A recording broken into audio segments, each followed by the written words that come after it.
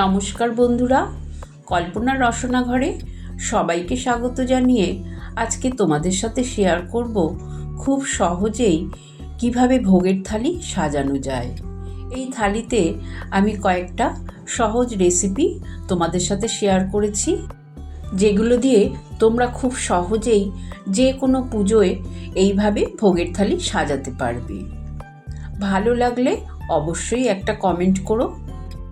ভোগের জন্য আজকে বানাবো সাদা পোলাও। সাদা পোলাও বানানোর জন্য গোবিন্দভোগ চাল নিয়েছি 600 গ্রাম। এই পোয়াটা আমার 200 গ্রামের 3 পোয়া গোবিন্দভোগ চাল নিয়ে নিলাম। চালটাকে একবারই ধোবো, ভালো করে জল দিয়ে ধুয়ে চালের জলটাকে ঝরিয়ে রাখবো। একটা ফুলকপি গোটা কেটেছি, একটু নুন দিয়ে ভাপিয়ে রাখলাম। 300 গ্রাম পনির আমি কিউব করে কেটে নেব। আমি আলু, ফুলকপি, পনির দিয়ে রসা বানাবো। গ্যাস অন করে কড়াইতে বেশ কিছুটা সরষের তেল দিলাম। তেলটা ভালো মতন গরম হয়ে গেলে আমি পনিরগুলোকে ভেজে নেব। সামান্য একটু নুন দিয়ে দিলাম। নুন দিয়ে খুব ভালোভাবে আমি পনিরগুলোকে ভেজে নেব। পনিরগুলো ভাজা হয়ে গেলে তুলে নিলাম। ওই তেলেই আলুও ভেজে নেব। আলুগুলো বেশ ডুমো ডুমো করে কেটে নিয়েছি। এখানে আমি 3টে বড় সাইজের আলু কেটেছি, আলু দিয়ে দিলাম। নুন আর হলুদ দিয়ে আলুগুলোকেও লাল লাল করে ভেজে নেব। আলুগুলো নাড়াচাড়া করে হালকা যখন ভাজা হয়ে যাবে সেই সময় আমি দিয়ে দেব ভাপানো ফুলকপি।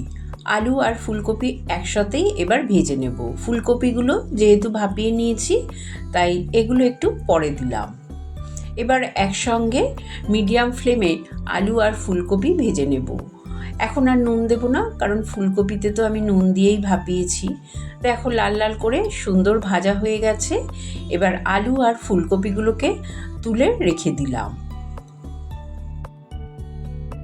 ওই তেলের মধ্যেই ফোড়নে দিয়ে দেব 2টো তেজপাতা, একটা শুকনো লঙ্কা, 1/2 চামচ গোটা জিরে।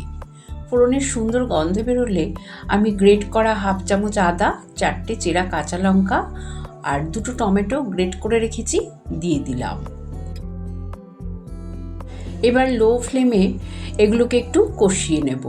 কষানো হয়ে গেলে আমি দিয়ে দেব 1/2 চামচ লাল লঙ্কার গুঁড়ো, 1/2 চামচ হলুদ গুঁড়ো আর 1/2 চামচ জিরে গুঁড়ো আর 1/2 চামচ মতন চিনিও দিয়ে দিলাম। ভোগের রান্না কিন্তু একটু মিষ্টি মিষ্টি হলেই খেতে ভালো লাগে। মশলা ভালো করে কষিয়ে নেব যতক্ষণ না মশলা থেকে তেল ছাড়ছে। মশলাটা কষানো হয়ে গেলে প্রথমে আলু আর ফুলকপিগুলোকে দিয়ে দেব। আলু আর ফুলকপি দিয়েও মশলার সাথে আরও 5-6 মিনিট এইভাবে কষিয়ে নেব। খুব ভালো করে কষানো হয়ে গেলে তারপরে আমি দিয়ে দিলাম 1 গ্লাস গরম জল। এবার ঝোলটাকে খুব ভালো মতন ফুটিয়ে নেব আর কিছুক্ষণ রান্না করে নেব, যতক্ষণ না আলু আর ফুলকপিটা গলে যাচ্ছে। প্রায় 5-7 মিনিট এইভাবে রান্না করার পর আমি ভেজে রাখা পনিরগুলো দিয়ে দিলাম।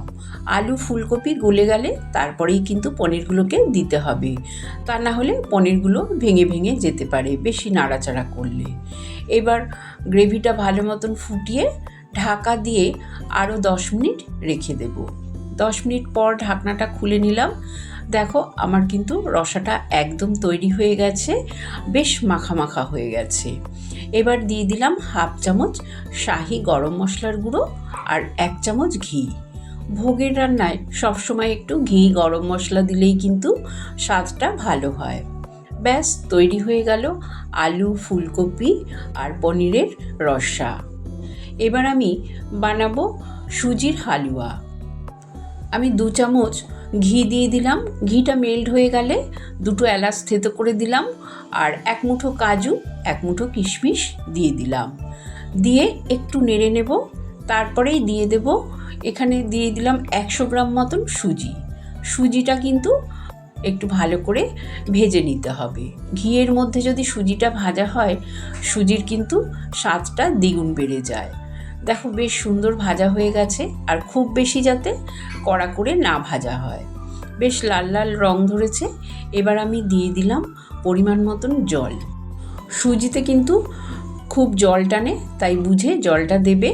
50 গ্রাম মতন খোয়া ক্ষীর দিলাম। এই খোয়া ক্ষীরটা দিলে সুজির হালুয়ার টেস্টটা কিন্তু দ্বিগুণ বেড়ে যায়। আর 100 গ্রাম চিনি দিলাম। এবার সব কিছু দিয়ে লো ফ্লেমে নাড়তে থাকবো। দেখো, তোমরা দেখতেই পাচ্ছ চিনিটাও মেল্ট হয়ে গেছে আর খোয়া ক্ষীরটাও মিশে গেছে, বেশ ঘন হয়ে গেছে। এই অবস্থায় কিন্তু আমি গ্যাসের ফ্লেম বন্ধ করে দেব। সুজির হালুয়াও তৈরি হয়ে গেল। এবার আমি তোমাদের জলপাইয়ের চাটনি করে দেখাবো। এখানে আমি 8টা জলপাই নিয়েছি, আর জলপাইগুলো না বেশ নরম নরম, সেই জন্যে আর সেদ্ধ করার দরকার হলো না। এগুলো এমনিই হাত দিয়ে আমি চটকিয়ে নেব। খুব ভালো করে চটকানো হয়ে গেলে তারপরে আমি এই চাটনিটা রান্না করব। যদি জলপাইটা শক্ত থাকতো তাহলে একটু সেদ্ধ করে তোমরা সেই জলটা ফেলে দেবে। এবার আমি কড়াই গরম করে 1/2 চামচ মৌরি দিলাম, আর বেশি না, এখানে কয়েক দানা দিয়ে দিলাম মেথি। খুব বেশি মেথি দেওয়ার দরকার নেই। এইগুলো একটু ভেজে নেব। হালকা ভাজা হয়ে গেলে আমি মেথি মৌরি গুঁড়ো করে নেব। কড়াইতে 2 চামচ সর্ষের তেল গরম করে তাতে অল্প একটু মৌরি আর সামান্য সর্ষে দিয়ে দিলাম। ফোড়নের গন্ধ বেরোলে আমি চটকিয়ে রেখেছিলাম জলপাই, সেগুলো দিয়ে দিলাম। পরিমাণ মতন জলও দিয়ে দিলাম। যতটা আমি চাটনির গ্রেভি রাখবো সেই অনুযায়ী জল দিয়ে, স্বাদ অনুযায়ী নুন দিলাম, একটু হলুদ গুঁড়ো, একটু লঙ্কার গুঁড়ো দিয়ে খুব ভালো করে চাটনিটাকে ফুটিয়ে নিলাম। ভালো মতন ফুটে গেলে আমি এবার প্রায় 150 গ্রাম মতো চিনি দিলাম।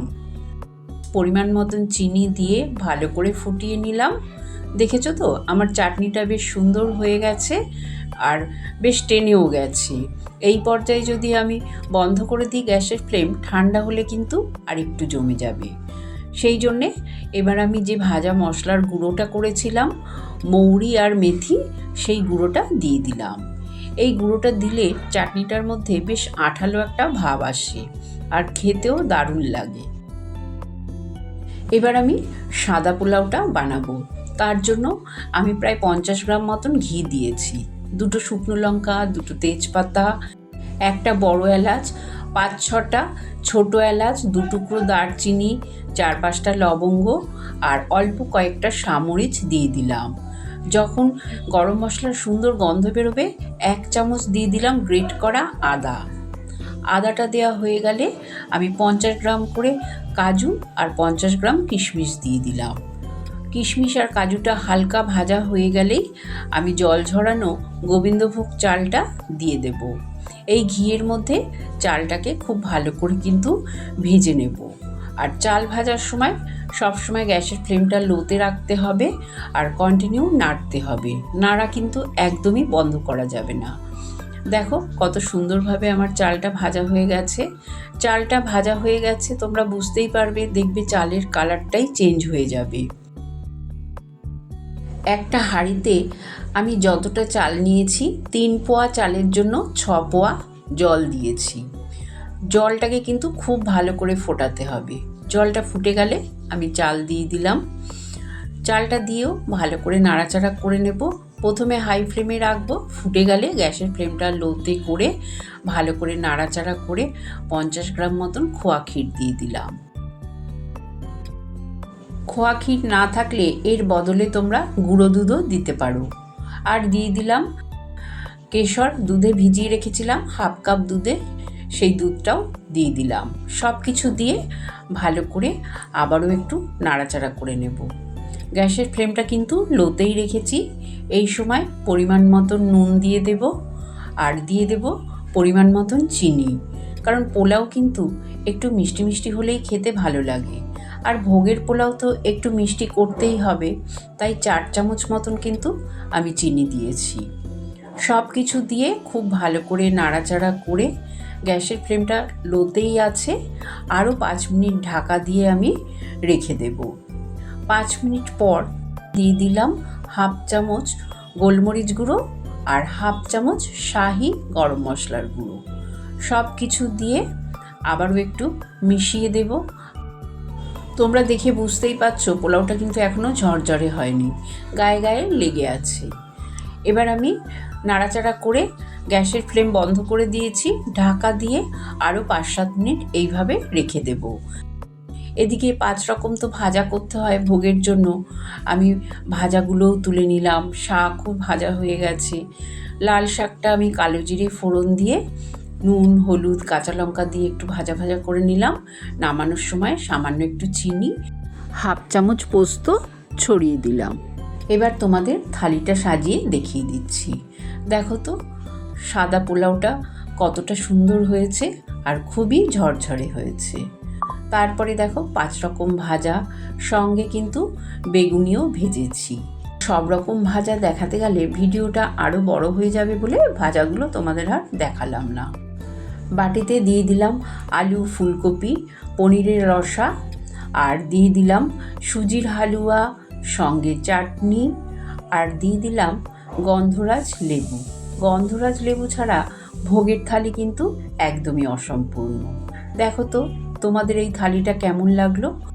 ভালো লাগলে লাইক, শেয়ার করো।